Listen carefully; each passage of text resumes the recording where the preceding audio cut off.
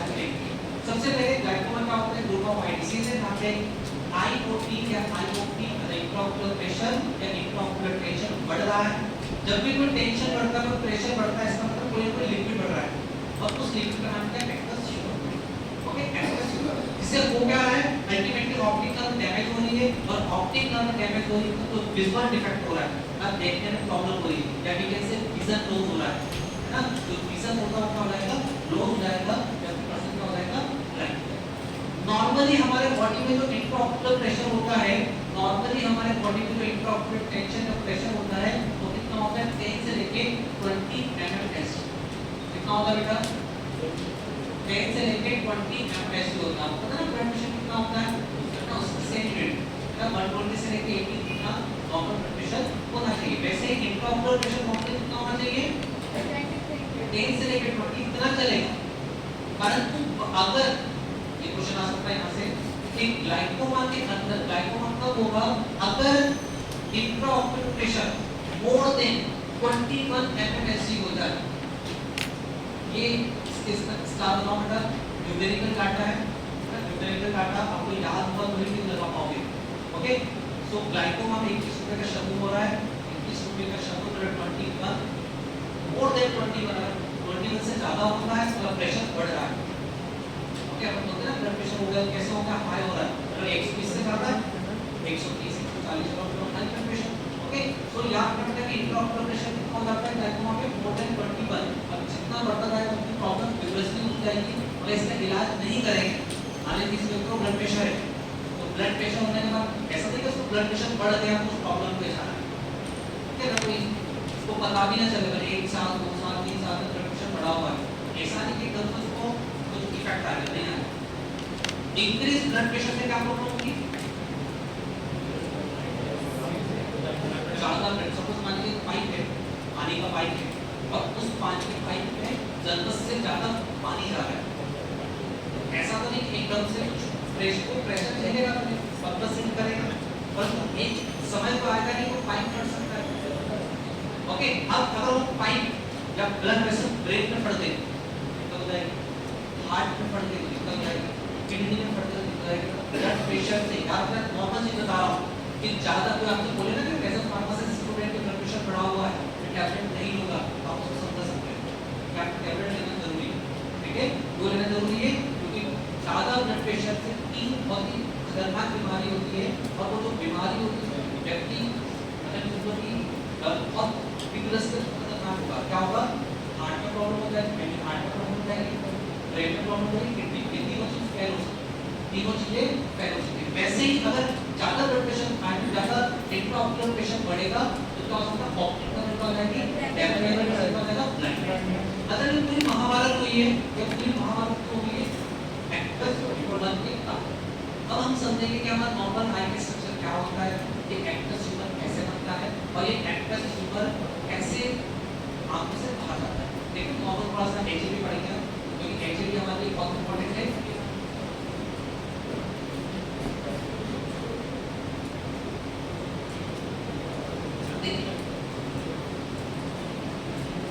तो कितने लेयर होती है आइस की? 3 लेयर होती है। ओके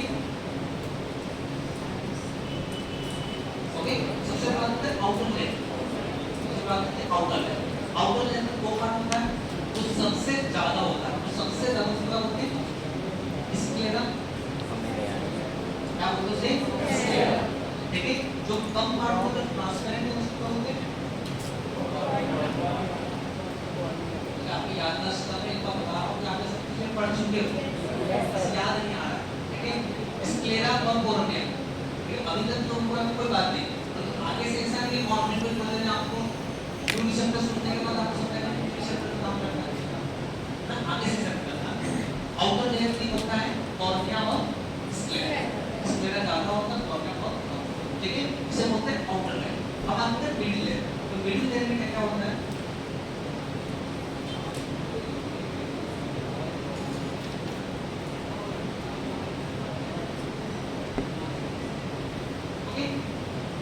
आउटर लेयर देखो तो सामने आउटर लेयर क्या होता है?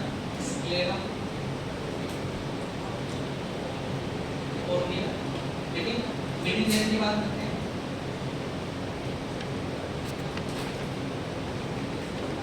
ओके, मिडिल लेयर की बात करते हैं। मिडिल लेयर में 3 पार्ट आते हैं। ठीक है, जो पीछे वाला पार्ट है यहाँ से लेके यहाँ तक इसे बोलते हैं कोर। इसे क्या बोलते हैं? कोर। ये पहला पार्ट है। ठीक है, ये पहला पार्ट है। उसके बाद बेटा ये जो भुना हुआ पार्ट है बेटा, इसे बोलते हैं सीलियरी बॉडी। क्या बोलते हैं इसे? इसे बोलते हैं सीलियरी बॉडी। ओके, इसे क्या बोलते हैं, सिलियरी बॉडी बोलते हैं। और इसी सिलियरी बॉडी के एक एक्सटेंशन पार्ट होता है, यहाँ पे एक एक्सटेंशन पार्ट होता है इस तरह से, इसी सिलियरी बॉडी का एक्सटेंशन पार्ट होता है इस तरह से, और उसी एक्सटेंशन पार्ट को बोलते हैं आइरिस, उसी को बोलते हैं। सो आइरिस, कोरोइड और सिलियरी बॉडी के किसके पार्ट है, मिडिल लेयर के पार्ट है, ठीक है। आइरिस, सिलियरी बॉडी और ये मिडिल लेयर के पार्ट लिख लेते हैं, ठीक है। कोरोइड, सिलियरी बॉडी का आइरिस। उसके बाद सबसे लास्ट पार्ट कौन सा होता है, इनर लेयर, और इनर लेयर में क्या आता है, रेटिना, ठीक है। इनर लेयर में क्या होता है, रेटिना, मान लीजिए यहाँ पे क्या होता है, यहाँ पे होता है रेटिना। ओके, नॉर्मली आपको स्ट्रक्चर पता होना चाहिए। ओके, सो क्या क्या स्ट्रक्चर होता है, outer layer sclera cornea, middle layer choroid, ciliary body and iris, और inner layer that is the retina, ठीक है।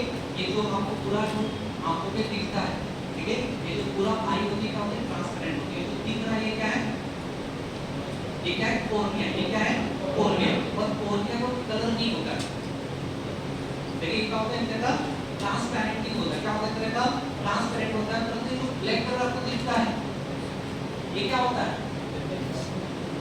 ये जो ब्लैक कलर दिख रहा है, अब कोर्निया तो ट्रांसपेरेंट होगा, उसको कलर होता नहीं, देखिए ब्लैक कलर की क्या होता है, layers, ciliary body, iris, choroid, वेनी, एस्पिरेट, एस्पिरेट, ये होता है आइरिस, ये क्या होता है, आइरिस, आइरिस डिसाइड करता है कि आंखों का क्या कलर होता है, ये जो आइरिस होता है ये क्या डिसाइड करता है, ये पिगमेंटेड होता है और इसका कलर होता है ना। हम इस तरह की जो ब्लू आइज है, या जिसकी जो नॉर्मल ब्राउन आइज होती है, ग्रीन आइज, जो भी आइज है, ये आइज का कलर डिसाइड कौन कर रहा है, आइरिस है। और यहाँ पे जो स्पेस है, ये जो आपकी स्पेस है, इसे क्या बोलते हैं, इसे बोलते हैं प्यूपिल, इसे क्या बोलते हैं, प्यूपिल। ओके, तो आपको थोड़ा सा बेसिक पता होना चाहिए। ये जो स्पेस इसे बोलते हैं प्यूपिल, ठीक है। यहाँ पे जो है आइरिस है, आइरिस जो होता है कलर को डिसाइड करता है, ओके। ये रे यहाँ पर पीछे एक लेंस होता है इस तरह से, ओके। यहाँ पे क्या होता है, लेंस होता है, और ये लेंस से हवा में नहीं होता है, यहाँ पे सस्पेंस के लिगामेंट होते हैं जो अटैच करते हैं। तो इतना नहीं होगा, ये मतलब बेसिक आइरिस स्ट्रक्चर हो गया। यहाँ पे तीन लेयर होती है, आउटर, मिडिल और इनर, ठीक है। आपको पता होगा कि आइरिस का फंक्शन आप ध्यान समझना, ये जो आगे का पार्ट है, मतलब कि यहाँ से लेके यहाँ तक, ये जो इसको बोलते हैं आगे का पार्ट, ओके। और इसे बोलते हैं पोस्टीरियर पार्ट, पीछे। तो लेंस से आगे का पार्ट है, लेंस से पीछे का पार्ट।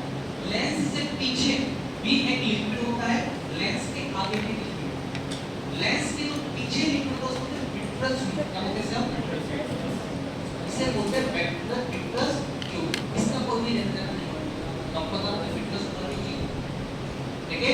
लेंस के आगे जो होता है वो क्या होता है, एक्वस ह्यूमर होता है, ओके। तो सबसे पहले तो फोकस यहाँ पे करना, क्योंकि पूरा जो ग्लाइकोमा का ट्रीटमेंट एक्वस ह्यूमर पे ही डिसाइडेड, ओके। अब हमें सब कुछ देखना है कि ये सब जो पूरा महाभारत की जो जंग बताई है, ये क्यों बनाई मैंने, क्योंकि आपको एक्वस ह्यूमर बताना है, एक्वस ह्यूमर का सबसे पहले ये जो एक्वस ह्यूमर होता है, ये जो एक्वस ह्यूमर होता है बेटा, इसका जो सिक्रेशन होता है, ठीक है, इसका जो सिक्रेशन होता है, ये जो लिक्विड बनता है बेटा, ये रिलीज होता है इस सिलियरी बॉडी से। कहां से होता है, सिलियरी बॉडी से। ये जो सिलियरी बॉडी बेटा, इस सिलियरी बॉडी के अंदर, ओके, इस सिलियरी बॉडी के अंदर ये जो लिक्विड बनता है बेटा, इस सिलियरी बॉडी के अंदर एक ब्लड वेसल होती है, क्या होती है, ब्लड वेसल होती है। और उसी ब्लड वेसल लाइक मां गंगा नदी, ओके, एक बड़ी नदी है, वो है ब्लड वेसल, ओके। अब जो छोटी-छोटी नदियां बन रही हैं, तो उस बड़ी नदी से बनेगी, जिसे हम कहते हैं सेरेब्रोस्पाइनल फ्लूइड बना है। और सेरेब्रोस्पाइनल फ्लूइड कहां से बना, इसी ब्लड वेसल से बना, इसी ब्लड से ही बना। वैसे ये एक्वस ह्यूमर होता है, ये ब्लड से ही बनता है, परंतु इस सिलियरी बॉडी के अंदर ब्लड वेसल होती है, यहाँ पे ब्लड वेसल है, ओके। इस ब्लड वेसल लीक होती है यहाँ से, और लीक होते हुए बेटा यहाँ से क्या होता है, इस तरह से लिक्विड निकलता है, इस तरह से, मतलब यहाँ से लिक्विड निकला, ये लिक्विड इस तरह से आगे,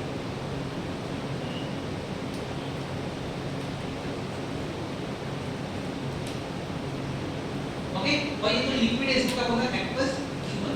मतलब इसका जो सिक्रेशन होता है, सिक्रेशन को होता कहां से होगा बेटा, सिलियरी बॉडी से होगा, और सिलियरी बॉडी के जो ब्लड वेसल है वहां से। देखिए इतना ये होगा, एक लिक्विड बन रहा है ना, पहले आपको नॉर्मल समझा रहा हूं। ओके, ये जो लिक्विड होता है, ओके, ये लिक्विड जो पानी होने से बहुत काम की चीज है, ये लिक्विड ऐसे नहीं बन रहा है बीमारी कॉज करने के लिए, नहीं, इस लिक्विड का एक काम है। ओके, इस लिक्विड में होता क्या है, तो सबसे पहले समझ जाओ इस लिक्विड के अंदर होता क्या है एक्वस ह्यूमन में, ये इंपॉर्टेंट पॉइंट बता रहा हूं कि ये जो लिक्विड है तो उसमें होता क्या है, तो इसके अंदर होता है सबसे पहले सोडियम आयन, क्या होगा, इसके अंदर होगा क्लोराइड आयन, इसके अंदर होगा बाइकार्बोनेट, ओके, इसके अंदर होता है बाइकार्बोनेट। मतलब आपको पता होना चाहिए कंपोजिशन, एक्वस ह्यूमन की कंपोजिशन क्या है, इसके अंदर होता क्या क्या है, ओके, तो सोडियम होता है, क्लोराइड होता है, बाइकार्बोनेट होता है, ठीक है, इसके अंदर वाटर होता है, ठीक है, इसके अंदर ग्लूकोज होता है, ओके, इसके अंदर ग्लूकोज होता है, इसके अंदर अमाइनो एसिड होते हैं, इसके अंदर अमाइनो एसिड होते हैं, और इसके अंदर सबसे काम कीजिए, इसके अंदर एस्कॉर्बिक एसिड होता है। ओके, बस इसका बना लें, जो क्वेश्चन पूछूंगा ऑफलाइन टेस्ट में कभी ना कभी मैक्सिमम बच्चे गलत करेंगे, इसके अंदर क्या होता है एस्कॉर्बिक एसिड। ओके, तो 7 चीजों से है ना, 7 चीजों से क्या बना आपका एक्वस ह्यूमन बना है, क्या क्या होता है, सोडियम आयन होता है, सोडियम होता है, क्लोराइड होता है, बाइकार्बोनेट होता है, और किसी में खुले हुए होंगे, पानी में खुले हुए हैं, ओके, और उसमें ग्लूकोज भी है न्यूट्रिशन के लिए, उसमें अमाइनो एसिड भी है, और उसमें एस्कॉर्बिक एसिड भी है। ओके, कभी क्वेश्चन आ जाए कि एक्वस ह्यूमन में कौन सा विटामिन होता है, विटामिन सी, एस्कॉर्बिक एसिड का क्या नाम क्या है, विटामिन सी, इसमें क्या होता है विटामिन सी, ये प्रॉब्लम है। ओके, इसके अंदर क्या होता है विटामिन सी होता है, एस्कॉर्बिक एसिड को बोलते हैं विटामिन सी। ओके, इस सातों चीजों से बना है। अब ये लिक्विड बनेगा, ये लिक्विड क्यों है, क्योंकि ये इसको प्रेशर मेंटेन करना है। लिक्विड का काम क्या है, प्रेशर मेंटेन। हमारे ब्लड का काम क्या है, हमारे ब्लड का काम क्या है, पूरी बॉडी में न्यूट्रिशन देना। ओके, ब्लड एक तो जीवित है, क्योंकि ब्लड के अंदर ही काम खाने की चीजें, ब्लड के अंदर ऑक्सीजन है, ब्लड के अंदर सारी चीजें। ओके, और अलग अलग घर है, ओके, हार्ट का घर अलग है, किडनी का घर अलग है, लीवर का घर अलग है, उस घरों के छोटे पत्ते हैं, सेल्स हैं, टिश्यू है, वहाँ पे खाने को पहुँचाना। ओके, वैसे ही मैं कहता बेटा जो एक्वस ह्यूमन होता है ये न्यूट्रिशन को पहुँचाता है अपने आंखों में। ओके, ये क्या करता है प्रेशर को मेंटेन करता है। मान लीजिए तो आंखों में बैक्टीरिया आ गया, इसके पास एस्कॉर्बिक एसिड उससे लड़ेगा, फाइट करेगा, इसको खा जाएगा, इसका काम ये अपना काम करेगा और इसे बाहर निकल आएगा। जैसे आप पानी पीते हैं, पानी का बनाएगा, ब्लड बनाएगा, ब्लड एक प्रॉपर चीज होती है ब्लड, ओके, एक नॉर्मल वैल्यू होगा, और वही ब्लड ज्यादा होगा तो फिल्टर होकर यूरिन बॉडी से बाहर। ओके, आपने पानी को यूरिन थ्रू बॉडी से बाहर हो, वैसे ही एक्वस ह्यूमन बंद हो गया, एक्वस ह्यूमन का काम भी कर दिया। अब ये एक्वस ह्यूमन होगा, ये बॉडी से बाहर जाएगा, मतलब इसका क्या होगा आउटफ्लो, इसका क्या होगा आउटफ्लो होगा, और इसका होगा ड्रेनेज। अब मैं आपको डोज बता रहा हूँ, अलग अलग पॉइंट बता रहा हूँ कि आप उस डोज के चित्र बनाएंगे। अभी आपको मैं बताया कि कैसे बनता है, तब एक बार इसका काम कर दिया, पूरे आंखों में न्यूट्रिशन दे दिया, आंखों के प्रेशर को मेंटेन कर दिया, ठीक है। अब काम करने के बाद वो बाहर जाएगा, बाहर जाने के 2 रास्ते, एक्वस ह्यूमन में बाहर जाने के रास्ते हैं 2 रास्ते, ठीक है। पहला रास्ता ये होता है, ध्यान समझिएगा, पहला रास्ता होता है यहाँ पर एक कैनाल होती है, जमीन से पाइप होता है, ठीक है, एरिया है जहाँ पर हमारी छत है, छत में से पानी इकट्ठा होता है, कोने में छोटा सा पाइप होगा, उसके सारा पानी नाली में चल रहा है, काट रहा है, वैसे ही इस कॉर्निया और स्क्लेरा के कॉर्नर पे रूट होता है, जिसके थ्रू एक्वस ह्यूमन बाहर है, जैसे आएगा इस तरह से जो आया यहाँ से एग्जिट। ओके, इस ड्रेनेज, इस पाथवे को बोलते हैं ट्रैवेकुलर, क्या बोलते हैं, अरे बोलो, ट्रैवेकुलर आउटफ्लो या ट्रैवेकुलर, इसे क्या बोलते हैं ट्रैवेकुलर, ठीक है। इस ट्रेबेकुलर रूट से बेटा 80 से 90% एक्वस को बाहर जाता है, सबसे बड़ा पार्ट। इस ट्रेबेकुलर रूट से 80 to 90% जो एक्वस होगा वो आंखों से बाहर जाएगा इस ट्रेबेकुलर। परंतु जो बचा हुआ एक्वस मान लीजिए 100 ml है तो 90 ml तो ट्रेबेकुलर रूट से बाहर चला गया, परंतु बचा हुआ 10 ml किससे आएगा? वो क्या होता है बेटा, ध्यान से देखिएगा, वो क्या होता है, यहाँ पे फोकस करो, वो क्या होता है, मैक्सिमम किधर से निकल गया, अब जो बचा हुआ उसका बैक फ्लो होगा, इधर से आएगा, ठीक है, इधर से आएगा, बैक फ्लो के बाद इस तरह है, इस तरह का क्या है, यहाँ पे मान लीजिए वेन है, एक ब्लड वेसल है, उस ब्लड वेसल का नाम एक है, उसका नाम क्या बेटा, मतलब नदी से ही निकला है वापस नदी में चला गया, ब्लड वेसल मतलब वेन, अरे ऐसे हम मतलब तो नदी से आया था, ये ब्लड वेसल वेन है, मान लेते हैं, ओके, यहाँ से निकला और निकलने का वापस से पीछे हो यहाँ पे आंखों में वेन होता है, उसको जो ऑप्टिक है उसी की तरह। तो इस तरह के फ्लो को बोलते हैं यूवोस्कुलर, इस तरह के आउटफ्लो को बोलते हैं, इस तरह के आउटफ्लो को बोलते हैं यूवोस्कुलर आउटफ्लो। तो ये बहुत काम का है, ठीक है, यूवोस्कुलर आउटफ्लो, अब इसके नाम का भी मतलब है बताने वाला, यहाँ से क्या होगा 10 से लेकर 20% तो एक्वस में इससे बाहर जाएगा, यूवोस्कुलर आउटफ्लो। अब देखिएगा बेटा, इसमें रास्ते में क्या स्ट्रक्चर आ रहा है, तो एक तो आ रहा है सिलियरी बॉडी, तो देखिएगा यहाँ से जाना है तो एक को क्या आया सिलियरी बॉडी से ये क्या है कोरोइड, क्या ये कोरोइड, यहाँ पे क्या है कोरोइड से बेटा ये अंदर आया है स्क्लेरा है, तो इसका मतलब नाम ही इंडिकेट कर रहा है बेटा, स्क्लेरा मतलब स्क्लेरा, और यूगो का मतलब क्या होता है, यूगो एक सिंगल वर्ड है, इसका मतलब होता है ciliary body plus choroid, okay, तो यूवोस्कुलर आउटफ्लो का मतलब क्या हो गया, यूवो एक सिंगल वर्ड है जो दो वर्ड को डिफाइन करता है, यूवो का मतलब होता है सिलियरी बॉडी प्लस कोरोइड, तो एक होता है यूवोस्कुलर, स्क्लेरा में क्या आ रहा है यूवोस्कुलर आउटफ्लो, जहाँ पे 10 से 20% एक्वस बॉडी से बाहर जाता है बेटा, आपकी बॉडी में एक दिन में 1 लीटर तक का एक्वस ऐसा समझो एक्वस में 2-3 ml बनता है एक दिन, कम से कम आपकी आंखों के अंदर पूरे दिन की बात करें तो करीबन 1 लीटर तक एक्वस बनता है, और वो एक एक्वस में 1 लीटर बॉडी से बाहर चला भी जाए, बनेगा चला जाएगा, तो जाने का रास्ता क्या है, जाने का रास्ता है ट्रेबेकुलर रूट और यूवोस्कुलर रूट, इतना क्लियर हो गया, अरे ऐसे ट्रेबेकुलर रूट को थोड़ा सा और डिफाइन करूं, कि यहाँ पे क्या होता है, ध्यान से देखिएगा, यहाँ पे क्या होता है कैनाल होती है, कैनाल मतलब पाइप होता है, ठीक है, डिस्कस मान लेते हैं, यहाँ पे क्या होता है कैनाल होती है,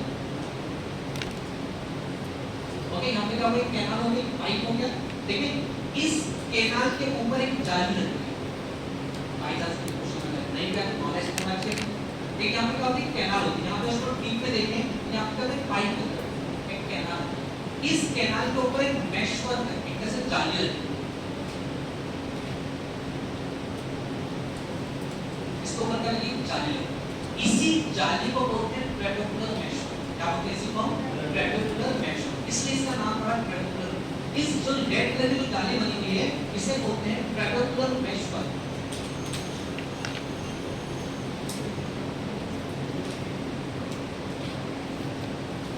ओके, इसे बोलते हैं ट्रेबेकुलर मेश, यहाँ समझिएगा ये बहुत इंपॉर्टेंट है ट्रेबेकुलर मेश वर्क, देखिए एक जाली बनी होती है उसको क्या बोलते हैं ट्रेबेकुलर मेश वर्क, तो इस जाली के अंदर एक कैनाल होती है, और एक जो कैनाल जिस साइंटिस्ट ने ढूंढी थी उन्होंने अपने नाम पे इसको रख दिया, ठीक है, ये मुझे याद रखें, तो इस कैनाल का नाम होता है कैनाल ऑफ स्क्लेमन,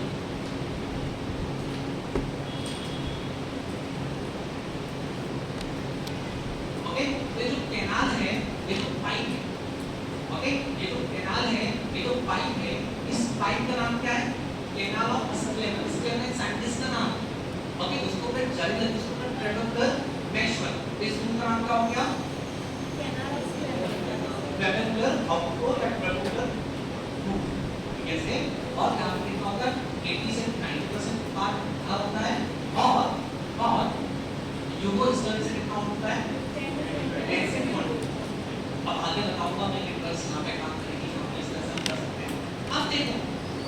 अब ध्यान से समझना कि एक्वस ह्यूमर बढ़ने से तो क्या हो रहा है, प्रेशर बढ़ रहा है, प्रेशर बढ़ने से ग्लाइकोमा हो रहा है, ऑप्टिक डैमेज हो रहा है।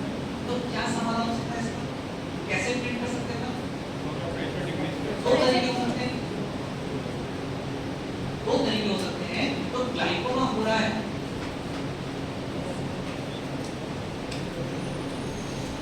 ओके, ध्यान समझिएगा, तो बेसिक समझो, तो आपको रटना नहीं पड़ेगा, ठीक है। तो ग्लाइकोमा हो रहा है, तो ग्लाइकोमा क्यों हो रहा है? क्योंकि इंट्राऑक्यूलर प्रेशर बढ़ रहा है। ये बड़ा इसलिए इससे दो ही कारण होते हैं।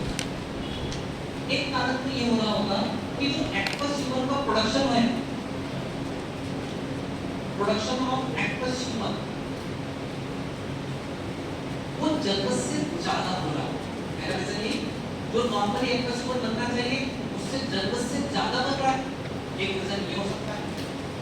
दूसरा रीजन ये हो सकता है कि बन तो बराबर रहा है, जितना बनना चाहिए उतना ही बराबर हो रहा है, परंतु वहां से जा नहीं पा रहा है, मतलब उसके ड्रेनेज में कुछ दिक्कत है। तो इंट्राऑक्यूलर प्रेशर को बढ़ा, वही रीजन हो सकते हैं। पहला रीजन है प्रोडक्शन जरूरत से ज्यादा हो रहा है, एक्सेसिव प्रोडक्शन, ठीक है, इसे बोल सकते हैं या प्रोडक्शन का हो रहा है एक्सेसिव प्रोडक्शन, ओके। दूसरा रीजन का दूसरा रीजन है लेस ड्रेनेज, क्या उसका जो आउटफ्लो वो कम हो रहा है, उसका ड्रेनेज जो हो रहा है वो कम हो रहा है, इसी कारण वो प्रेशर बढ़ा है, इसी कारण वो इंट्राऑक्यूलर प्रेशर टेंशन जो बढ़ा है, एक्वस ह्यूमर बढ़ा है। तो इसके दो ही रीजन, तो इसका ट्रीटमेंट का भी कोई अप्रोच है। हम क्या कर सकते हैं, या तो प्रोडक्शन को कम कर दो या फिर ड्रेनेज को बढ़ा दो, यही क्लासिफिकेशन है। देखो बहुत सिंपल चीज है, ठीक है, आपको बस बेसिक पता होना चाहिए, थोड़ा सा बेसिक पता रहेगा तो सब कुछ चीजें क्लियर हो जाएगी, ठीक है। इंट्राऑक्यूलर प्रेशर को बढ़ाया, एक्वस ह्यूमर बढ़ा है, एक्वस ह्यूमर क्यों बढ़ा हुआ होगा, क्योंकि या तो प्रोडक्शन ज्यादा हुआ होगा या फिर ड्रेनेज कम हुआ होगा। आपको बस रिवर्स करना है चीजों को, प्रोडक्शन को कम करना है और ड्रेनेज को बढ़ाना है, ओके। अब ग्लाइकोमा दो तरह का होता है। अब तो क्वेश्चन आएगा, क्वेश्चन कैसे आएगा कि कौन से ग्लाइकोमा में कौन से ड्रग देते हैं। तो जो ग्लाइकोमा होता है वो दो तरह का होता है, बताइए किसको किसका। एक होता है ओपन एंगल और एक होता है क्लोज एंगल। क्या समझते हैं ओपन एंगल क्या होता है, क्लोज एंगल क्या होता है, ठीक है। ग्लाइकोमा दो टाइप का होता है, देखो देखो type of glaucoma, okay, type of glaucoma, glaucoma दो तरह का होता है, ओके। ध्यान समझिए ओपन एंगल क्या होता है और क्लोज एंगल का, पहला होता है open angle, open angle glaucoma, ठीक है। एक होता है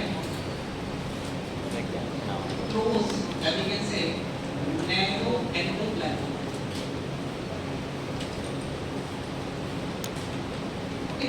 ओपन एंगल ग्लाइकोमा और नैरो या क्लोज एंगल ग्लाइकोमा, ठीक है, दो तरह के ग्लाइकोमा होता है। अब ध्यान समझना दोनों कहीं ना होता है, देखिएगा ओपन एंगल में क्या होता है कि मान लेते हैं, ओके, ये स्क्लेरा है, ओके, ये कोर्निया है, ओके, यहाँ पे मान लेते हैं इस तरह से सीधे बॉडी है, यहाँ पे लेंस है, यहाँ पे आईज है,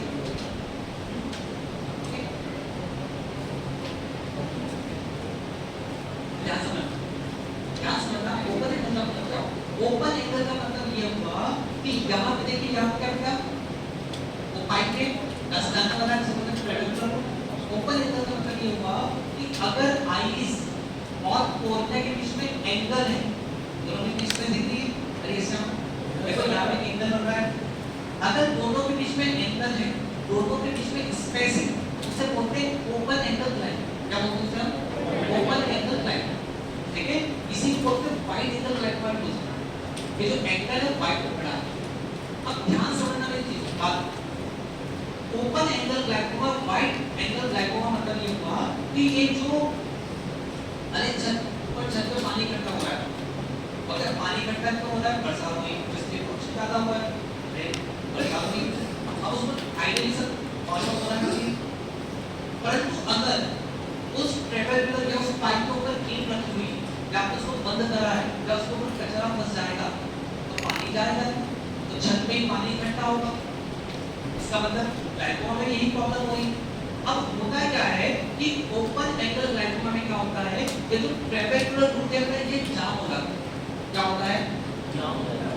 ये जो ट्रेबेकुलर रूट है ये क्या हो जाएगा, कैसे ये बंद हो जाएगा, क्लोज हो जाएगा, ब्लॉक हो जाएगा। अब ये होता क्यों है? ये होता है जेनेटिक प्रॉब्लम के कारण। क्यों होता है? Genetic problem. ध्यान समझना, क्योंकि ट्रीटमेंट का अप्रोच नहीं, इसमें होता क्या है, सबसे पहले आपको पता होना चाहिए, सबसे कॉमन यही होता है। सबसे कॉमन कौन सी बीमारी होती है ग्लाइकोमा में? ओपन एंगल नहीं है, वो तो बहुत ही रेयर है। इसमें होता क्या है कि जो ट्रेबेकुलर रूट है, ट्रेबेकुलर रूट होता है वो डिफेक्टिव हो जाता है। ओके, ट्रेबेकुलर रूट को तो होता है डिफेक्टिव हो जाता है, उसमें जाम होता है, मतलब जो पाइप होता है फर्स्ट शुगर में ब्लॉक हो चुका है। ओके, अब ये जेनेटिक डिफेक्ट के कारण हो रहा है। ओके, ये क्या हो रहा है? जेनेटिक डिफेक्ट के कारण हो रहा है। अब इसका इलाज ये हो सकता है, आपने सोचा कि ट्रेबेकुलर रूट जाम हो उसको ओके, उस जगह अनवांटेड सेल बन चुकी है या वो जाम हो चुका है, तो क्या आपको ऑप्शन पर तो ये स्टैट पर होगा नहीं, ये पॉसिबल भी नहीं। तो सबसे पहले आपको पता होना चाहिए सबसे कॉमन ऑपरेटर होता है, इसमें होता है कि ट्रेबेकुलर रूट का डिफेक्टिव हो जाता है। अगर आपके पास एक रास्ता बंद हो चुका है तो दूसरा रास्ता आपके पास अभी भी है।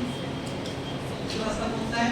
प्रेशर को कम करना। क्योंकि एक्सटर्नल आउटफ्लो, दो रास्ते, एक बार ट्रेबेकुलर रूट को जाम हो चुका है तो आपका दूसरा ऑप्शन अभी भी है। दूसरा ऑप्शन आपके पास अभी भी, दूसरा ट्रीटमेंट जब बताऊं तो दूसरा ऑप्शन बताइए। तो पहले आपको ये बताने की कोशिश कर रहा हूं मैं कि ओपन एंगल क्या होता है। ओपन एंगल का मतलब समझ लो कि आइरिस फॉर्म होता है किसी स्पेस, ठीक है? ओके, लिखो बेटा, इसका मतलब क्या होगा? आइरिस एंड कोर्निया के बीच में अगर एंगल दिख रहा है, स्पेस दिख रही है, इसका मतलब वो वाइड एंगल या फिर ओपन एंगल। परंतु ठीक है, कोई इंसान होते हैं इस तरह से दुखी होते हैं, उनको कभी नैरो एंगल होता है। नैरो एंगल का मतलब होता है कि स्पेस नहीं, एंगल नहीं। इसका मतलब ये क्या है? इसका मतलब क्या समझे? ये ओके, इसका मतलब क्या समझे कि यहाँ पे सपोज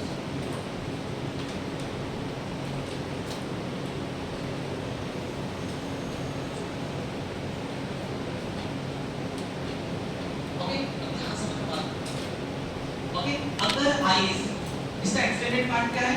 आइरिस। अगर आइरिस बहुत ज्यादा डायलेट है, यहाँ पे ये ट्रेबेकुलर रूट है, ओके, ये क्या है? ट्रेबेकुलर रूट है। अगर ये आइरिस जो रेड कलर की आइरिस है, अगर ये आइरिस बहुत ज्यादा डायलेट हो जाए इस तरह से, ये आइरिस है और ये आइरिस का मतलब होता डायलेट हो गया। डायलेट होने का कारण हुआ क्या कि जो वो पॉइंट था, जो तो छिप चुका है, मतलब यहाँ पे एक्वस पर आ रहा था, परंतु ये डायरेक्टेड आइरिस के कारण वो जो पॉइंट था वो पॉइंट छिप चुका है। अब यहाँ पे स्पेस है, यहाँ पे बिल्कुल आया था, तो समझ से यहाँ पे इन दोनों में स्पेस है, परंतु अब इन दोनों में कोई एंगल कुछ नहीं दिख रहा, तो इसे बोलते हैं नैरो। इसे क्या बोलते हैं? नैरो। इसे क्या बोलते हैं? नैरो। तो दोनों का ट्रीटमेंट अलग है। सबसे कॉमन कौन सा है? Wide angle. तो जनरली जो ट्रीटमेंट है, क्वेश्चन आपसे एग्जाम में आएगा तो इसी से आएगा, क्योंकि इसका इलाज थोड़ा सा अलग है, वो भी बताऊंगा क्या इलाज है। ठीक है, जनरली जो क्लासिफिकेशन आपको बुक में दिया है तो इसके लिए दिया, तो सबसे कॉमन ये है और सबसे आसान ड्रग से ये ठीक हो सकता है। परंतु अगर इसका इलाज करना है, किसी को अगर नैरो एंगल हो जाए, ठीक है, इसको नैरो एंगल तो बहुत रेयर है पर बहुत खतरनाक भी, ये सबसे रेयर है पर सबसे खतरनाक भी है। तो इसके लिए इसका डेफिनेटिव ट्रीटमेंट, इसका ट्रीटमेंट देख लेते हैं। पहले इसको ट्रीटमेंट देखना क्या है, तो नैरो एंगल का इलाज क्या है? इसका इलाज है सर्जरी। इसका इलाज क्या है? सर्जरी। ठीक है, इसका जो डेफिनेटिव ट्रीटमेंट है, इसका जो डेफिनेटिव ट्रीटमेंट है, मतलब जो बेस्ट इलाज है वो है सर्जरी। डॉक्टर क्या करेगा? इसकी सर्जरी। ओके, सर्जरी करने से ही उसको बचा सकता है लंबे ढंग से। जो ब्लाइंड होने वाला है, जो विजन जाने वाला है, उसको बचाना है, क्योंकि नैरो है, अगर कोई तरह से रास्ता बंद हो चुका है, मतलब कि इंट्राओकुलर पेशेंट बहुत बढ़ जाएगा, बहुत कम समय होता है डॉक्टर के पास, तो जल्दी से क्या करता है? सर्जरी करता है। सर्जरी करने से वो आइरिस को पास काट देगा, उसको बराबर कर देगा। परंतु ड्रग भी दे सकते हैं। अब इसमें ड्रग क्या दे सकते हैं? देखो ये क्या हो रहा है, डायलेशन हुआ इसका, आइरिस का क्या हुआ है? डायलेशन हुआ ना बेटा, यहाँ पे तो दूसरा स्पेस दिखे, पिupil क्या होगा? डायलेट एक ही बात। ये तो देखो यहाँ पे स्पेस है, ये क्या होगी? मतलब फेज होगी, इसे बोलते हैं डायलेशन ऑफ पिupil। क्या बोलते हैं सर? Dilation of पिupil। यहाँ पे तो बहुत कम है। अगर कोई चीज अगर आप पढ़ते हैं उसको डायग्राम के रूप से चित्र से समझो भी सही। यहाँ पे देखो आप जो आइरिस डायलेट आइरिस फेज आएगा, आइरिस का वही साइज है, वही शेप है, अब वो फेज होगा। फेज होगा मतलब यहाँ पे स्पेस बढ़ गई। जैसे हम अगर आपको इस आइरिस को वापस से खड़ा करो, वापस से इसको से इसको वापस से कॉन्स्ट्रिक्ट कर दो। अगर मैं इसको कॉन्स्ट्रिक्ट कर इसी आइरिस को अगर मैं कॉन्स्ट्रिक्ट कर इस तरह से, तो ये जो स्पेस है ये वापस से बन जाएगी। जैसे हम बन जाएगी, मतलब हमें क्या करना पड़ेगा? एसिड ड्रग देना पड़ेगा जो क्या करता है? Constriction of pupil. क्या करता है? Constriction of pupil. और जो कॉन्स्ट्रिक्शन ऑफ पिupil करता है उसे क्या बोलते हैं? मायोसिस। बट अगर मायोसिस माइंड एसिड ड्रग मैंने आपको पहले बताया था, जब भी किसी वर्ड के पीछे टिक दिख जाए मतलब समझो वो ड्रग है, तो क्या है? ड्रग। एसिड ड्रग जो क्या करती है? एसिड ड्रग जो क्या कॉज करती है? मायोसिस। क्या करती है? मायोसिस। मतलब थोड़ी चीज समझना पड़ेगा। अगर सबसे अच्छा इलाज सर्जरी है, और तो क्वेश्चन में सर्जरी कोई ना ऑप्शन, तो ड्रग पूछेगा सबसे अच्छी ड्रग बताओ, तो नैरो एंगल या क्लोज्ड एंगल में सबसे अच्छी ड्रग है वो मायो। वो क्या है? मायो। आपको कुछ नहीं करना है, जो वो आइरिस डायलेट हो चुकी थी जिसके कारण जो वो लाइटर से तो वहां पे जो वो ट्रेबेकुलर रूट था वो छिप चुका है, तो वापस से आइरिस को खड़ा कर दीजिए, वापस उसको अपने नॉर्मल शेप में ले आइए। ओके, वापस से स्पेस बन जाएगी। ठीक है, तो वो जो ड्रग होती है, अगर ड्रग की बात करें तो सबसे पहले ड्रग होती है मायो। कौन सी ड्रग होती है? मायो। मायो की कौन सी ड्रग होती है आगे? ठीक है, एक और ऑप्शन है मेरा, एक और ऑप्शन है हम एसिटाजोलामाइड दे सकते हैं। अभी एसिटाजोलामाइड क्या है आगे आपको, है ना? या कौन सी ड्रग कर सकते हैं? एसिटाजोलामाइड। और एसिटाजोलामाइड का जो गुण रहेगा वो रहेगा टाइम, क्योंकि बहुत सीरियस प्रॉब्लम है। अब इसको इंट्रावेनस इंजेक्शन के तौर पे दें, और क्या कर सकते हैं? तो और दे सकते हैं बेटा मैनिटोल। हम दे सकते हैं मैनिटोल। अभी मैनिटोल क्या होता है सब तो आगे बताना, ठीक है? एक छोटा सा टॉपिक का मतलब तो नहीं करते इसको पहले करवा देता हूं। ठीक है, नैरो एंगल का मतलब ये हो कि एंगल है ही आइरिस और कोर्निया के बीच में बहुत ही सीरियस प्रॉब्लम होती है। इंट्राऑक्यूलर प्रेशर अचानक 50 तक अप हो सकते हैं, पर्सन बहुत जल्दी ब्लाइंड हो सकता है, उसको ट्रीटमेंट रहेगा, सर्जरी रहेगा। और तो ड्रग्स देना है, कौन से ड्रग्स है? मायोटिक, एसिटाजोलामाइड और मैनिटोल। और सबसे अच्छी तो ड्रग होगी मायोटिक का इस्तेमाल लगा हो। मायोटिक का एक ड्रग को अगर चॉइस करना है तो रहेगा मायोटिक। और मायोटिक का कौन से ड्रग आता है?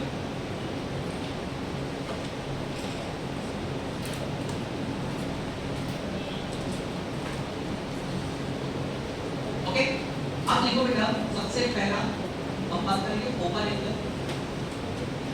Open angle glaucoma, close angle glaucoma बता सकता हूं। अब बात करते हैं ओपन एंगल ग्लाइकोमा। ठीक है, ओपन एंगल ग्लाइकोमा। और ये जो ओपन एंगल ग्लाइकोमा करते ड्रग से ट्रीट होगा, इसकी सर्जरी करने की आवश्यकता नहीं। ठीक है, दवाइयों से ही ठीक हो जाएगा। ओके, इसमें कौन सी ड्रग होती है? तो इसको ओपन एंगल ग्लाइकोमा भी बोल सकते हैं। इसका एक और नाम होता है जिसे बोलते हैं primary open mannitol angle glaucoma. इसे बोलते हैं प्राइमरी ओपन एंगल ग्लाइकोमा। इसको शॉर्ट में बोलेंगे POAG। ओके, तो यहाँ पे क्या होता है? यहाँ पे क्या होता है? Primary open angle glaucoma. क्या होगा? Primary open angle. तो ड्रग बताने वाला एक ही बात, प्राइमरी ओपन एंगल ग्लाइकोमा बोल लीजिए या फिर ओपन एंगल ग्लाइकोमा, ये स्कूल में फाइल एंगल ग्लाइकोमा। ठीक है, तो पहले ड्रग कौन सी होती है? सिंपल से ट्रिक है, इसको ऐसे कहना कि POAG मतलब PUBG। इसका नाम PUBG POAG सिमिलर बताइए। ठीक है, PUBG POAG। तो PUBG ज्यादा खेलने से PG मतलब पोस्ट ग्रेजुएट में PG में पेन लगते हैं। ऐसा कहना कि PUBG ज्यादा खेलने से, पबजी ज्यादा खेलने से, ठीक है, पोस्ट ग्रेजुएट मास्टर डिग्री में ब्रेक लग गई तो दिमाग में इतना मारा क्या होगा, तो मतलब ब्लाइंडनेस तरीके से एक ब्लाइंड मार्केट कर।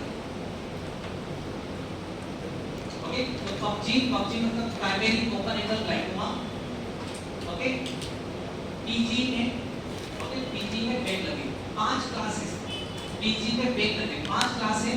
पांचों क्लास कैसे काम करते देखने वाले हैं। सबसे पहली क्लास पीजी, ओके, पीजी एक शॉर्ट फॉर्म है और पीजी का मतलब होता है प्रोस्टाग्लैंडिन, मतलब होता है प्रोस्टाग्लैंडिन। तो सबसे पहली कैटेगरी बेटा वो है प्रोस्टाग्लैंडिन एनालॉग।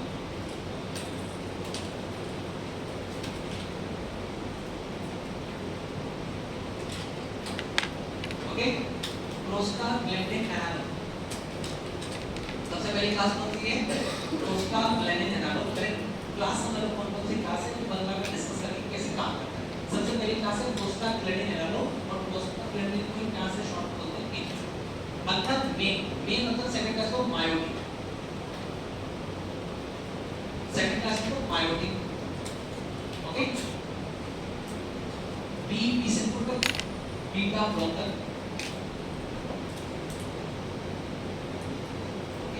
ए मतलब alpha agonist,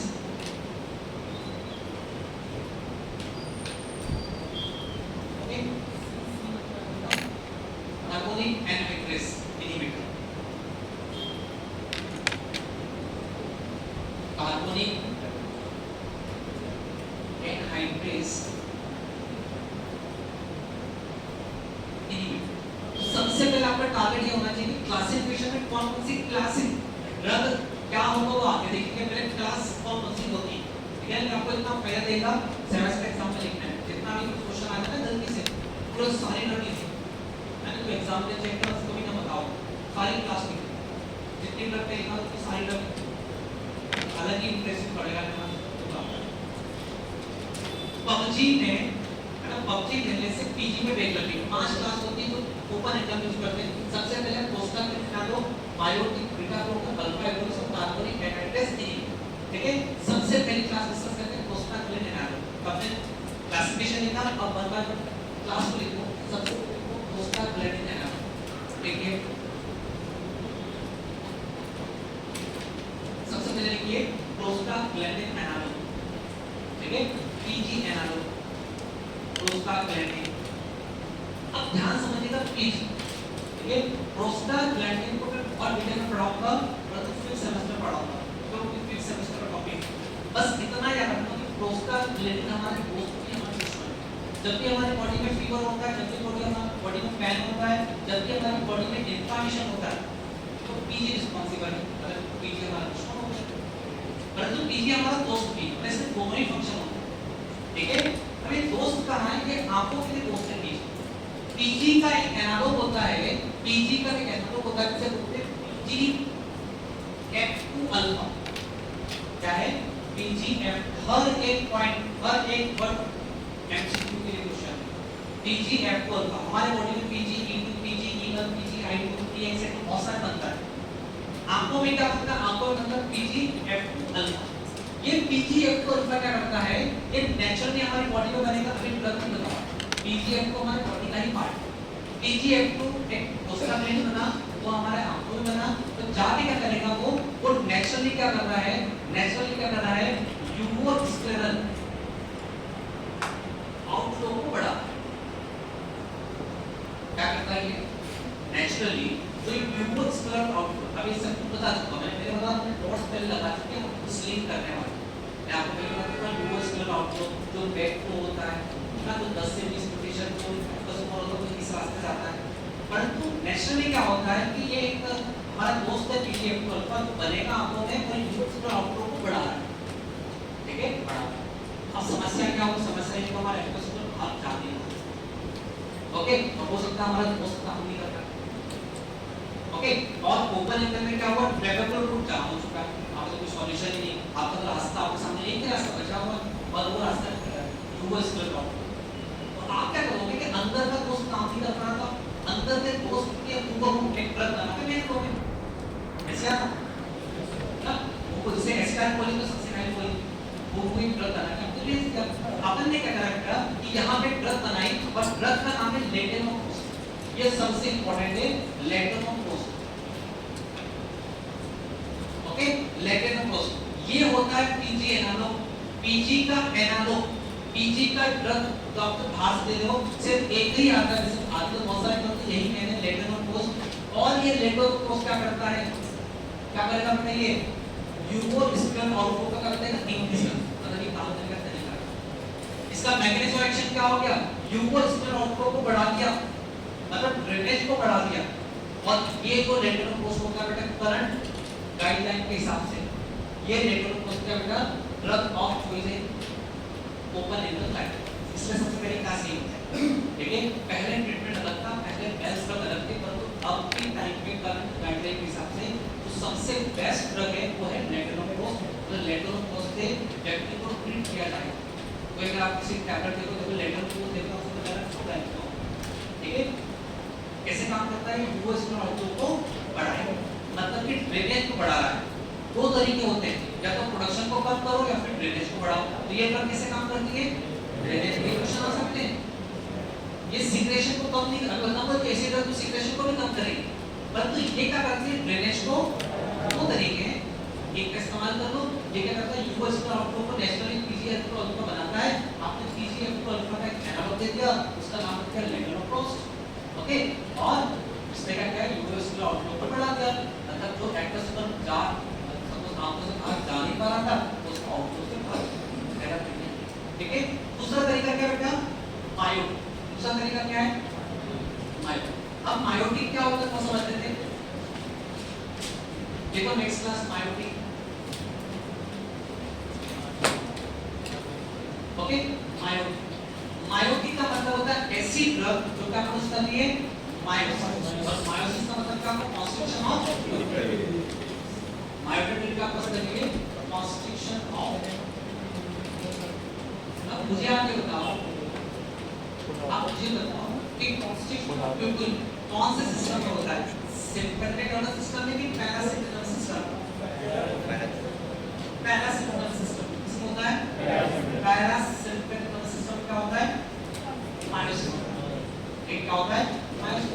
parasympathetic nervous system का मतलब है रेस्ट एंड डाइजेस्ट। क्या होता है, जब आप रेस्ट मतलब आपको आंखों को ऐसे फैला के करने की जरूरत नहीं, आप आंखों को रिलैक्स करके सोने की कोशिश करोगे, अगर आप घूम के देखोगे इस चीज को, अभी जब आप सोओगे रेस्ट में तो आंखों को पूरा लाइट करके सोओगे, इसका मतलब आपका कॉन्स्ट्रिक्शन होगा।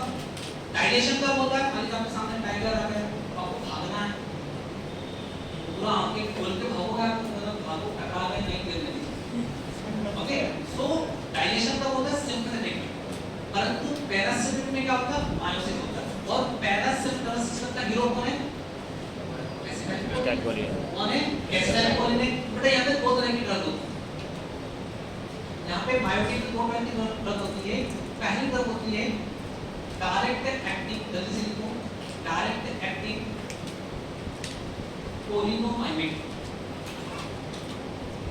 एक होती है डायरेक्ट एक्टिंग कोलिनोमाइमेटिक, और दूसरा तरीका दो तरीका, या तो क्या करना, डायरेक्ट रिसेप्टर को एगोनिस्ट कर दो, है ना, जहां पे एसिटाइलकोलिन काम करता है उस रिसेप्टर का ड्रग दे दो। जैसे कि ड्रग का नाम तो सुना होगा, पिलोकार्बिन, सुना है, पिलोकार्बिन का यूज करते हैं,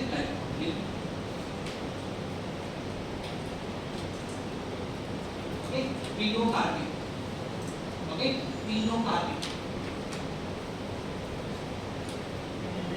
ओके। दूसरा तरीका क्या होगा, दूसरा तरीका आपके पास है कि एसिटाइलकोलिन का जो दुश्मन है एक एंजाइम उसको ब्लॉक कर दो। एक तरीका तो ये है रिसेप्टर पे ड्रग दो, या फिर इसको ही आप मोटिवेट करो तो ही काम करो, जब उसको हम लेंगे, that is anticholinesterase problem, diabetes से anticholinesterase, okay, anticholinesterase. तो इसमें ड्रग कौन सी आती है, न्यूरोस्टिमुलेंट, ठीक है, फाइब्रोस्टिमुलेंट, ओके, न्यूरोस्टिमुलेंट बहुत सारी ड्रग, ठीक है, फाइब्रोस्टिमुलेंट ड्रग होती है, ओके, बस एक ड्रग, ठीक है। तो दो तरीके से ड्रग होती है मायोटिक। वो जो मैंने लिखा था मेरे नैरो में मायोटिक ड्रग, तो वहां पे समझना है कि दो ड्रग है, ठीक है।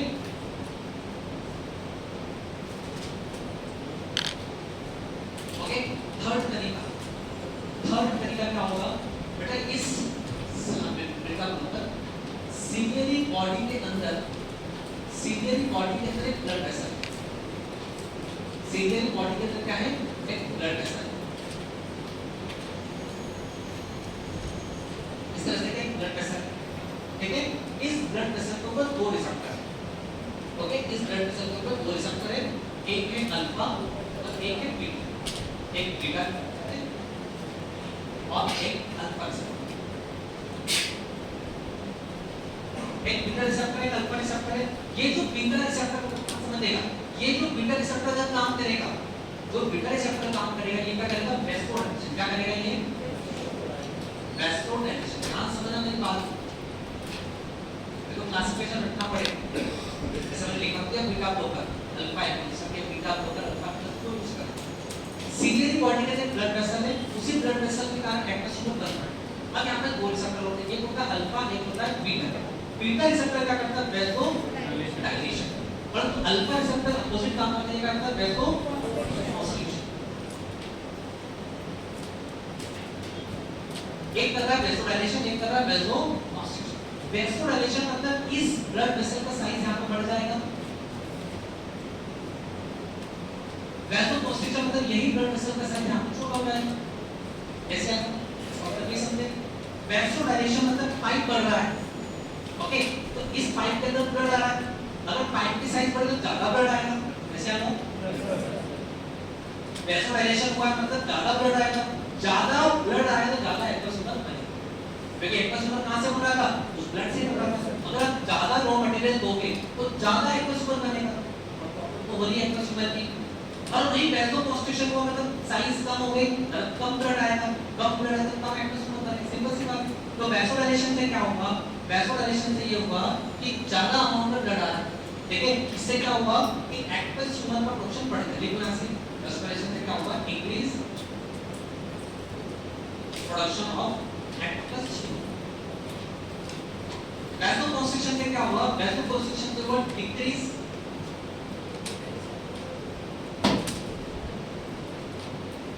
Production of aqueous human.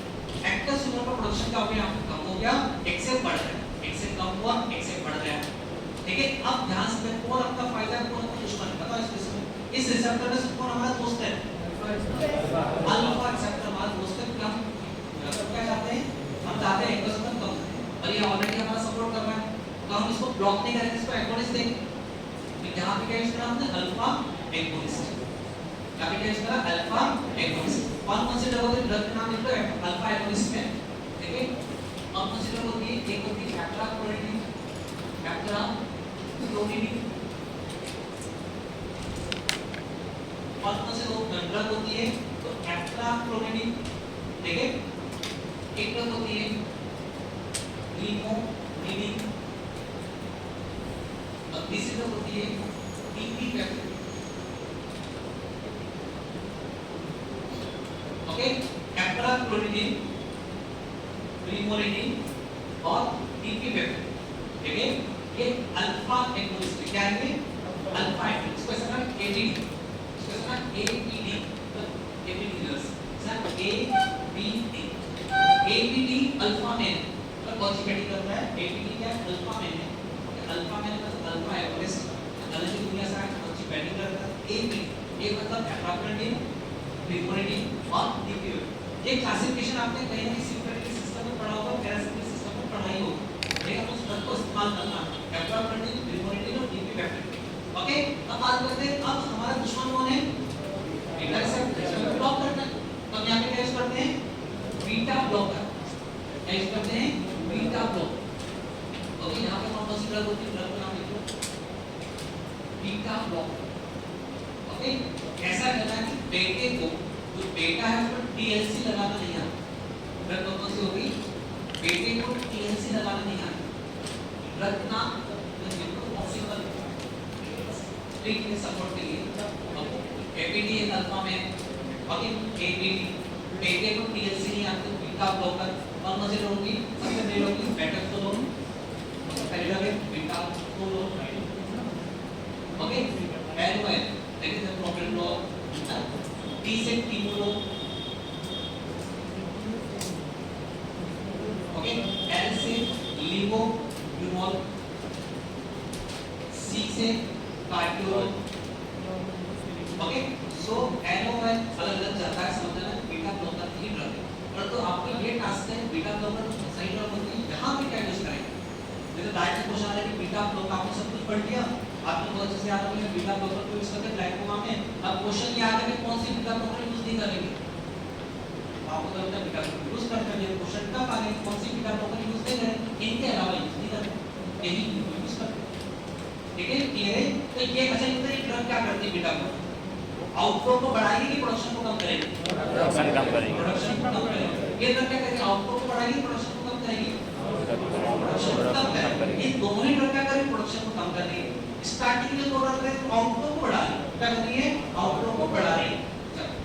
Last करके मैंने कार्बन भी लिखा, देखो बेटा TLC लगाता है तो तुम खोल लेना एक ही बार लाइब्रेरी में डाल चार्ट तक लिख लेना। जब लास्ट क्लास लिखो क्या कार्बोनिक एनाहाइड्रेस इनहिबिटर,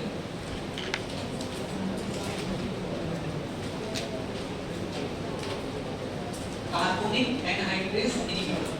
अच्छा ये वर्ड सुन के क्या समझ में आ रहा है आपको, कार्बोनिक एनाहाइड्रेस एक तरह क्या हो सकता है, एंजाइम, एक तरह का ये एंजाइम है, जो लास्ट में क्या आ रहा है AEC तरह का एंजाइम।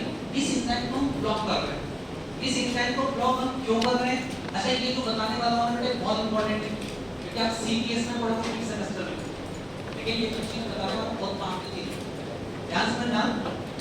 ये कार्बोनिक एनाहाइड्रेस को ब्लॉक क्यों कर रहे हैं, हर एक सेल के पास, हमारे जो भी सेल होती है बॉडी के हर एक सेल के पास क्या है, वाटर है प्लस कार्बन डाइऑक्साइड है, ऐसे आता है, ओके।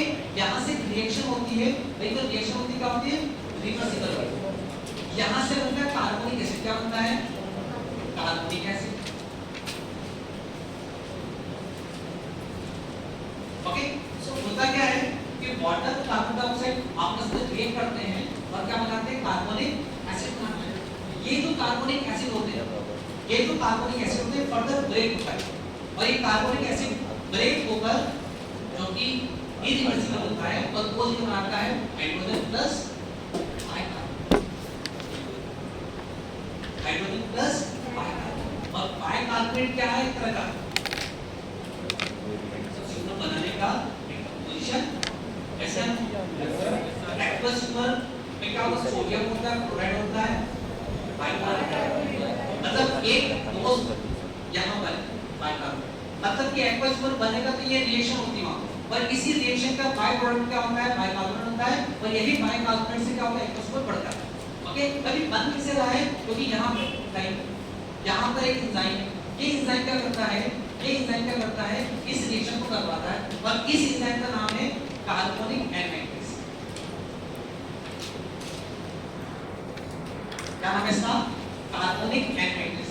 मतलब एक एंजाइम है, वो एंजाइम क्या करता है, वाटर और कार्बन डाइऑक्साइड को लेकर नाइट्रिक शेप है, दोनों को लेकर मिक्स करेगा, कार्बोनिक एसिड बनाएगा। कार्बोनिक एसिड का बनेगा हाइड्रोजन और बाइकार्बोनेट, ओके। अगर आप इस शेप को मार दो, ओके, अगर आप कातिल बन जाओ और इस शेप को मार दो तो कार्बोनिक एसिड नहीं बनेगा, कार्बोनिक एसिड नहीं बना तो ना तो हाइड्रोजन बनेगा ना ही बाइकार्बोनेट, ओके। मान लीजिए आपकी एक टीम में 7 प्लेयर है, क्योंकि एक्वस ग्रुप में 7 ही लोग होते हैं, ओके। 7 टीम का टीम है आपकी पूरी, अब एक बंदा नहीं है, हो सकता है सारे बंदे ना आके इसमें लेके 7 जने, एक बंदा नहीं आ रहा है, अगर बाइकार्बोनेट नहीं आ रहा है तो हो सकता है सोडियम या वाटर ये सब ना जाए, ओके। आपने क्या कर दिया, प्रोडक्शन को क्या कर दिया, कम कर।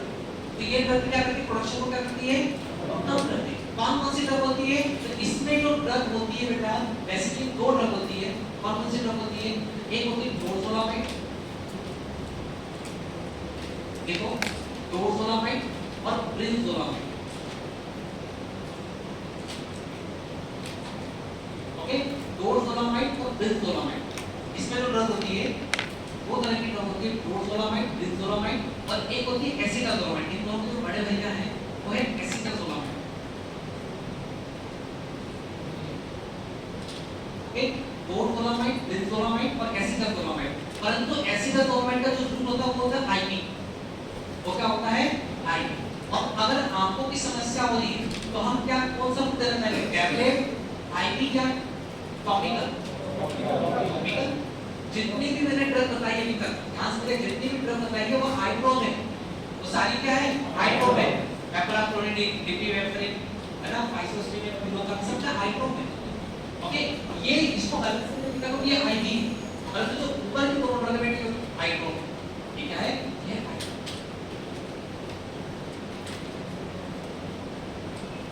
ये क्या है,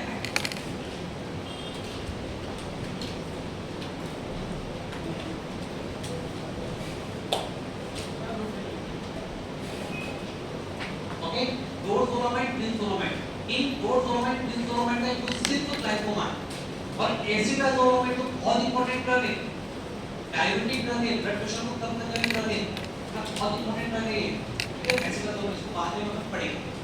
इसी के साथ अपना ऑक्वर्ड एनालिसिस हो गया है, ग्लाइकोमा हो गया है, छोटा सा टॉपिक बचा, ठीक है। ओके, देखो नेक्स्ट टॉपिक माइस्थेनिया ग्रेव्स, ठीक है। देखो हेडिंग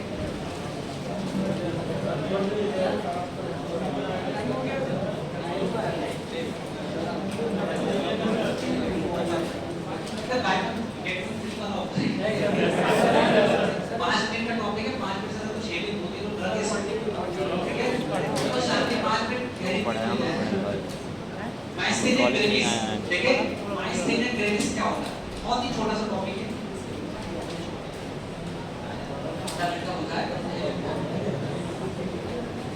माइस्थेनिया ग्रेव्स क्या होता है, सब लोग बात फोकस।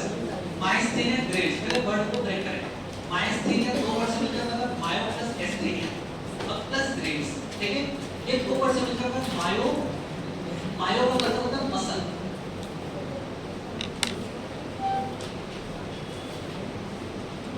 ओके। मायो का मतलब होता है मसल, एस्थेनिया का मतलब होता है वीकनेस, ओके। मायो का मतलब होता है मसल, एस्थेनिया का मतलब होता है वीकनेस, मतलब इसमें बीमारी में क्या होता है, मसल का रहती वीक का। ग्रेविस का मतलब होता है बहुत ही सीवियर,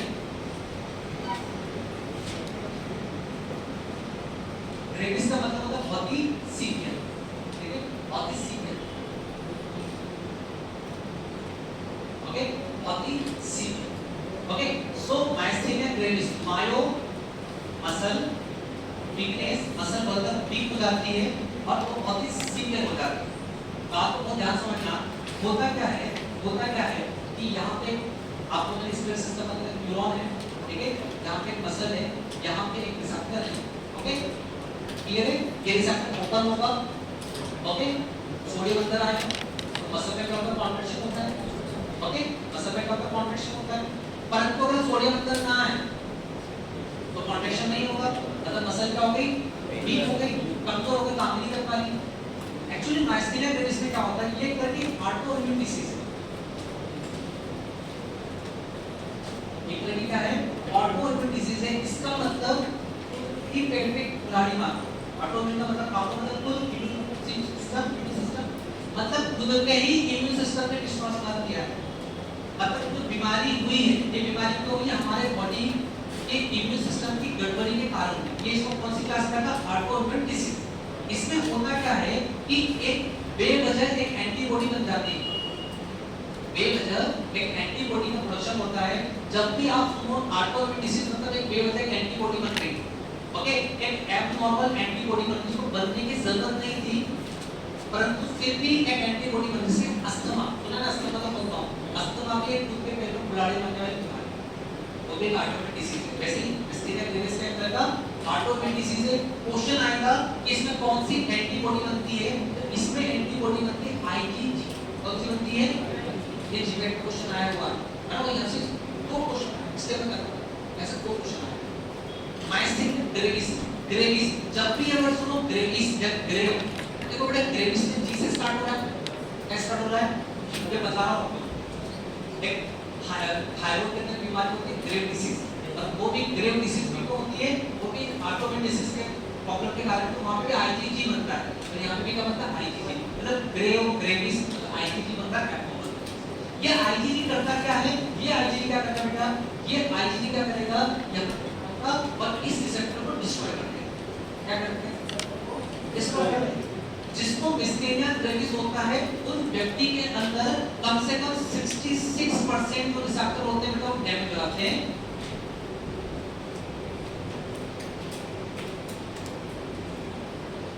ओके 66% रिसेप्टर नहीं काम नहीं देते, मतलब कितने काम करें 34%, और 34 से काम चलेगा नहीं ना, 34 पे पासिंग मार्क्स है और इससे काम तो चलने वाला है नहीं, तो 34 में पूरा मसल का कॉन्ट्रैक्शन होगा तो बहुत ही वीक लगेगा।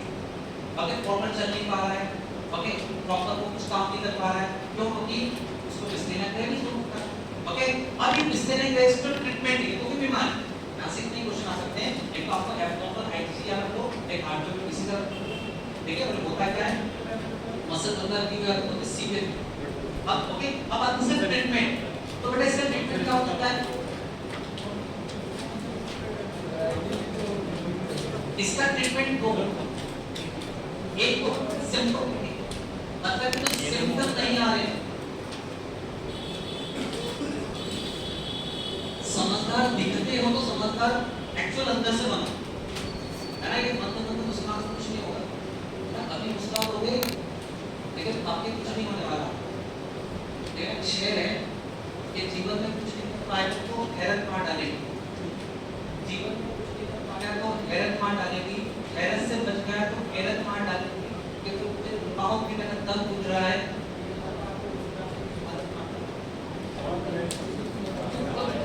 पढ़ाई कर देखिए मिस्थेनिया ग्रेविस दो तरह का होता है, अरे इसके ट्रीटमेंट दो तरह का होता है। या तो सपोज मान लीजिए व्यक्ति है जो चल नहीं पा रहा, मतलब तो सिम्पटम आ रहे तो उसके सिम्पटम को ट्रीट कर दो, तो एक होता है सिम्प्टोमेटिक ट्रीटमेंट, एक होता है सिम्प्टोमेटिक ट्रीटमेंट।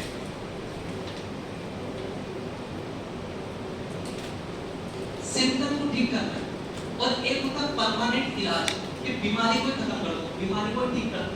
तो एक होता है सिम्पटम को ठीक करना, दैट इज सिम्प्टोमेटिक ट्रीटमेंट, एक होता है definitive treatment. Okay symptomatic actually symptomatic treatment जो मिस्थेनिया ग्रेविस का जो इलाज है वो कहां से शुरुआत हुई? एक दो अमेरिकन डॉक्टर हैं, है ना, 1950 की बात है, 1950 के आसपास की बात है। ओके दो एमबीबीएस के छात्र हैं, दो कपल हैं, एमबीबीएस की पढ़ाई करते हैं, लेकिन एक ही कॉलेज में थे, लेकिन दो लोगों को क्या होता है लड़का-लड़की को, अब वो क्या इसकी अपने आप तो कुंडली मिलती है, सब ठीक है सारे गुण मिल रहे हैं, उनकी कुंडली मिला के लोगों को डांस बहुत अच्छा आता है, एक ट्रू स्टोरी है उसकी इलाज, लोगों को डांस बहुत अच्छा आता है, तो लड़का-लड़की लोगों को डांस अच्छा आता, मैचिंग हो रहा था, तो उन्होंने शादी कर ली। अब शादी बाद क्या हुआ कि जो लड़की है उसको मिस्थेनिया ग्रेविस हो गया। ओके अब मिस्थेनिया ग्रेविस तो डांस ही नहीं कर पा रही, मिस्थेनिया ग्रेविस मतलब मसल सारी वीक हो गई, मसल काम ही नहीं कर पा रहा। ओके अब वो परेशान डॉक्टर बन चुका, ओके अब वो परेशान है, तो उसने क्या किया अपनी वाइफ के एक्सपेरिमेंट चालू कर दिया, है ना, अलग-अलग ड्रग देने लगा, इलाज हो जाए सही। ओके अलग-अलग ड्रग देगा, बहुत अलग-अलग ड्रग देगा, मतलब कि काम हो नहीं पा रहा। तो एक दिन क्या करा उस डॉक्टर ने क्या किया, एक थी जिसका नाम है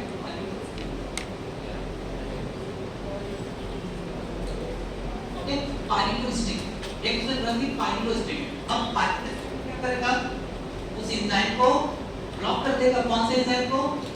एसिटाइलकोलिनेस्टेस, निमोस्टिक, पाइलोस्टिक, पाइलोस्टिक, मतलब ये क्या कर, ये जो ड्रग होती है क्या करता है एसिटाइलकोलिन को बढ़ाना, ये सब पता चुका मैं, ठीक है।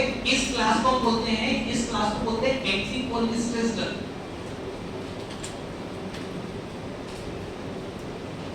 एक ही क्लास है इसको बोलते हैं एंटीकोलिनेस्टेस ड्रग। इस एंटीकोलिनेस्टेस ड्रग से क्या हुआ, एसिटाइलकोलिन का लेवल बढ़ गया। ओके अब वो जो आप एसिटाइलकोलिन का मसल प्रोटेक्शन कर पाता है, सो भाई वो इलाज हो गया, जैसे उसको माइंड को मेडिसिन दी और उसके मसल में कॉन्ट्रैक्शन स्टार्ट हो गया। ओके पर इलाज स्टार्ट हो चुका है, ठीक है, पर कोई परमानेंट इलाज नहीं, जब तक ड्रग होगा तब तक ये काम करेगा, वापस से वही प्रॉब्लम। ओके तो इसका जो डेफिनेटिव ट्रीटमेंट है वो कौन काम करेगा? डेफिनेटिव ट्रीटमेंट का मतलब परमानेंट इलाज, और ये सब गड़बड़ी को ही इम्यून सिस्टम के कारण, किसके कारण हुई? Immune system. तो पहली जो कैटेगरी हम कर सकते हैं, हम इम्यून सिस्टम को थोड़ा सा शांत कर सकते हैं। ओके इम्यून सिस्टम जल्दबाजी से गुस्सा कर रहा है और जल्दबाजी से ज्यादा आईजीजी बना रहा है, आप क्या उसको शांत कर दोगे? शांत करने के लिए इम्यूनो सप्रेसेंट करो। कैटेगरी है इम्यूनो सप्रेसेंट कैटेगरी। सो एक क्लास है जिसे होता है इम्यूनो सप्रेसेंट ड्रग है, इम्यूनो क्लास है, ओके, जो क्या करती है इम्यून सिस्टम को सप्रेस करती है। क्यों? क्योंकि इम्यून सिस्टम व्यक्ति का हाइपर हो चुका है, बेवजह आईजीजी बना रहा है। आपको क्या करना है? आईजीजी को कम करना है, इम्यून सिस्टम को थोड़ा शांत करना है। कौन सी ड्रग होगी बेटा यहाँ पे? एक मिथाइल प्रेडनिसोलोन ड्रग के नाम लिख दो, methyl prednisolone, azathioprine, cyclosporin. Okay, तो पहला तरीका तो ये है immunosuppressant, okay, azathioprine, cyclosporin, methyl prednisolone. मैंने पहले लड़की के मिथाइल प्रेडनिसोलोन मतलब सबसे पहले कोशिश करके इससे इलाज हो जाए, तो यही सबसे अच्छा है, हमको इनके जाना ना पड़े, खतरनाक है। ओके, तो पहला तरीका था इम्यूनो सप्रेसेंट कैटेगरी, ओके। दूसरा तरीका क्या होगा? ओके, दूसरा तरीका क्या होगा? दूसरा तरीका ये होगा कि व्यक्ति पेशेंट आपके पास में आया हुआ, ओके, उस पेशेंट के ब्लड में आईजीजी जो है बहुत ज्यादा है, ऑलरेडी उसके ब्लड में आईजीजी बहुत ज्यादा है, ओके, क्राइसिस लेवल पहुंच कर आप क्या उसको ब्लड को चेंज करो, क्या करो उसको ब्लड को मतलब क्या करो उसको बॉडी का सारा ब्लड निकाल दिया और एक नया फ्रेश ब्लड दे दिया, तो उसके ब्लड में जो आईजीजी था वो तो हट गया, जो आप फ्रेश ब्लड दोगे उसमें तो आईजीजी नहीं है, काफी हद तक आराम हो जाएगा। इसे बोलते हैं प्लाज्मा पैरेसिस। इसे क्या बोलते हैं? इसे बोलते हैं plasma paresis. Plasma paresis, plasma paresis का मतलब होता है चेंज ऑफ ब्लड। उस व्यक्ति के ब्लड को क्या कर देंगे? हम चेंज ही कर देंगे, पूरा गलत ब्लड दे देंगे, उसका जो ब्लड का ग्रुप को चेक कर लेंगे और नया ब्लड दे देंगे, ठीक है। तो आपने क्या किया? उसके ब्लड को क्या कर दिया? चेंज कर दिया, एक तरीका ये। दूसरा तरीका और लास्ट तरीका अपने पास ये है कि जहां से ये आईजीजी आ रहा था, बॉडी का कोई तो ऐसा पार्ट होगा जहां से आईजीजी बन रहा है, जो इम्यून सिस्टम का जो पार्ट होता है, जैसे कि मान लीजिए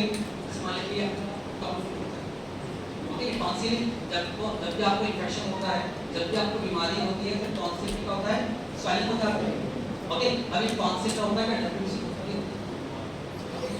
क्या होती है? ओसारी होती है। वैसे ही आपकी चेस्ट में ग्लैंड होता है, उसको थाइमस ग्लैंड क्या बोलते हैं? थाइमस। ये थाइमस ग्लैंड क्या करता है? ये थाइमस ग्लैंड क्या करता है? ये एंटीबॉडी को बनाता है। किसको बनाता है? एंटीबॉडी। थाइमस ग्लैंड का काम क्या है? एंटीबॉडी। और ये जो आईजीजी बन रहा है एब्नॉर्मल तरीके से, ये जो पूरी गड़बड़ी हुई है कहां से? थाइमस ग्लैंड के अंदर, इसके अंदर हुई है, थाइमस ग्लैंड के अंदर गड़बड़ी हुई है। तो हम क्या करेंगे? थाइमस ग्लैंड को ही काट देंगे, क्योंकि आईजीजी कहां बन रहा है? थाइमस ग्लैंड में। हम थाइमस ग्लैंड की सर्जरी करते हैं, उसको हटा देंगे। तो जब हम किसी चीज को हटाते हैं उसको थाइमैक्टोमी, टोमी वर्ड लगा देते हैं, ओके। और थाइमस ग्लैंड को हटा देते हैं थाइमैक्टोमी, ओके। थाइमैक्टोमी का मतलब होता है, थाइमैक्टोमी का मतलब होता है कि हम थाइमस ग्लैंड को हटा रहे हैं या थाइमस ग्लैंड की सर्जरी कर रहे हैं, क्योंकि थाइमस ग्लैंड का मतलब है ये जो थाइमस ग्लैंड है, ओके, ये जो थाइमस ग्लैंड है ये क्या करता है? ये प्रोडक्शन करता है आईजीजी का, देखो यहाँ प्रोडक्शन ऑफ आईजीजी, ओके। ये आईजीजी को बना रहा है और एब्नॉर्मल तरीके से बना रहा है, क्या करते हैं? लेकिन उसकी सर्जरी कर उसको हटा ही देते, ओके। इसको बोलते हैं थाइमैक्टोमी, मतलब परमानेंट, ओके। तो कितना क्लियर है? जैसे हम ये अपना पूरा सिलेबस हो चुका है, मेरा पार्ट, ठीक है। एक बार क्विक रिवीजन, ठीक है, टाइम है मेरे पास, एक क्विक रिवीजन कि ऑक्वर्ड एनालिसिस और इंटरव्यूज, ठीक है। ऑक्वर्ड के कितने शब्द होते हैं? 3 शब्द होते हैं, न्यू कफ और डेल्टा। मॉर्फिन कहां पे काम करेगा? न्यू पे काम करेगा, ठीक है, कहां पे काम करेगा? न्यू पे काम करेगा। अब आपको याद क्या करना है? आपको याद करना है कि सबसे पहले होते हैं एंडोजीनियस ऑक्वर्ड, क्या होते हैं? एक्सोजीनियस जो ड्रग मैंने बताया सारे एक्सोजीनियस हैं, ओके। सबके फंक्शन क्या है? ये इंपॉर्टेंट है, सबसे इंपॉर्टेंट है। मॉर्फिन के बारे में हर एक जो मैंने लिखा है ना, वो सब कुछ इंपॉर्टेंट है। कहां पे कॉन्ट्राइंडिकेट है, कैसे कहाँ पे टॉलरेंस देगा कहाँ पे नहीं देगा, उसका मेटाबॉलिज्म कैसे होगा। जितनी भी ड्रग बताई मैंने सारी इंपॉर्टेंट है, बिंज रिसेप्टर पे इंपॉर्टेंट है। अगर मॉर्फिन की पॉइजनिंग हो तो नैलोक्सोन देंगे, ड्रग ऑफ पॉइजन आर्टिफिशियल देंगे। ग्लाइकोमा, ग्लाइकोमा क्या होता है, इंटॉक्सिकेशन प्रेशर बढ़ जाना, कितना बढ़ जाना, मोर देन 21, ठीक है। उससे बढ़ेगा तो एक्सप्रेशन बढ़ रहा है। एक्सप्रेशन आ कहां से रहा है, सीधे बॉडी से आ रहा है। एक्सप्रेशन होता है सोडियम होता है, क्लोराइड बाइकार्बोनेट वाटर। ओके, दो तरह के ग्लाइकोमा होते हैं, ओपन क्लोज। क्लोज तो सर्जरी से आप करेंगे, और ओपन का हम क्रॉपजी अब तीसरी में अगर पहले की पहले भी ठीक है। पांच क्लास होती है तो जैसे ने जैसे बोला कि सिम्प्टोमेटिक हो डेफिनेटिव सिम्प्टोमेटिक मतलब एंटीकोलिसिस कर देंगे, ठीक है। आपको इस तरह इसको डिटेल में गया नहीं तो ऑलरेडी पता इस रिसेप्टर को ब्लॉक करने से क्या होगा, इस एंजाइम को ब्लॉक करने से क्या होगा, हमारे मसल में कॉन्ट्रैक्शन कैसे हो रहा है, सब कुछ बता चुका हूं, ठीक है। एंड लास्ट इफेक्ट होगी प्लाज्मा पैरासिस, ओके। ताकि किसी को पूछ सकता है। Thank you everyone.